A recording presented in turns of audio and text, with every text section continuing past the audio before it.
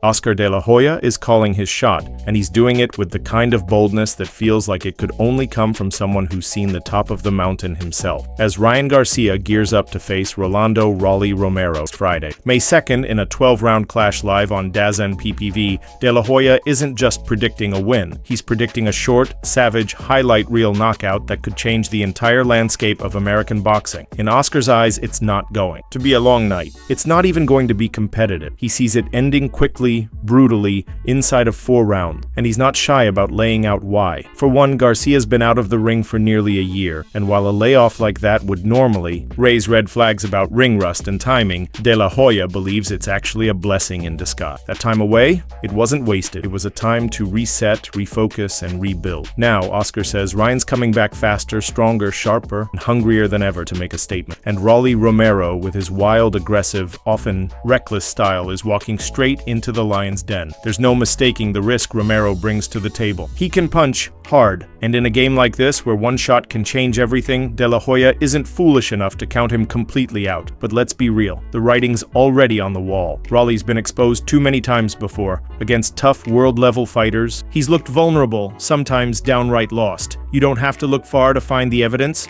Romero's record has cracks all over it. His struggles against Manuel Jaimes, the brutal 8th-round TKO loss to Isaac Cruz, the scare he got from the older Ismael Barroso, and the beating he took from Gervonta Davis before getting stopped in 6. It's alright. Whenever Raleigh steps up in class, things get messy, and against someone like Ryan Garcia, someone who's not only fast but explosive with true one-punch knockout power in both hands, that's a recipe for disaster. De la Hoya's prediction isn't just about this one fight, it's about the bigger picture, the changing guard. In Oscar's mind, Garcia isn't just fighting Raleigh next week, he's fighting for the future. He's fighting to take over as the next American megastar. The man who steps up when Canelo Alvarez, who's grown cautious and selective with his opponents, eventually steps down. He's ready to take that throne and be the next guy. I really do feel that, Oscar said passionately in a recent sit-down with Fight Hub TV, his voice full of that unmistakable belief that only a fighter or a promoter who used to be fight can have. I see him as more powerful. I see him stronger and determined to make a statement on May 2nd. And it's not just power either. It's speed. It's precision. It's that pop in Ryan's hands that few fighters in the world can match. When Ryan lands clean, and Oscar is betting big that he will, early and often, it's going to be a different kind of night for Raleigh. One he won't survive for long.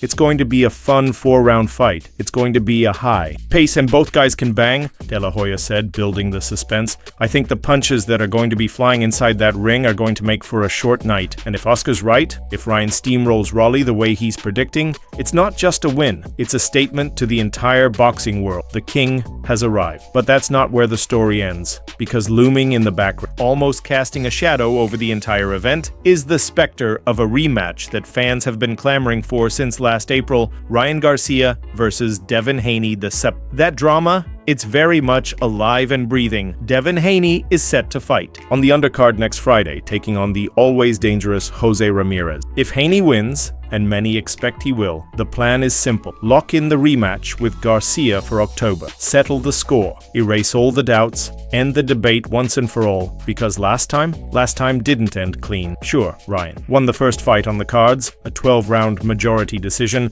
but that win didn't last long. After testing positive for the banned substance Ostarine, the New York State Athletic Commission overturned the result. The official record wiped Ryan's win away. It was as if the fight never happened at all, at least in the history books. And Devin Haney? He's never let anyone forget it. Every chance he gets, Haney reminds the fans, reminds the media, reminds anyone who'll listen. Ryan failed that test. That fight doesn't count. Ryan Garcia's biggest win, his signature moment, is stained. There's real heat between them now. Real bad blood. Not the manufactured kind you see sometimes in press conferences to sell a fight. This is personal, and it's why the rematch, if and when it happens, won't just be about belts or rankings. It'll be about pride, about redemption, about proving beyond any question who the better man really is. And make no mistake, both guys know it. Ryan's already said he wants to clear his name and shut Devin up once and for all. Devin? He's practically foaming at the mouth for another crack at Garcia. He wants revenge, he wants validation, and he wants to make sure that if he beats Ryan, it's clean. No asterisks,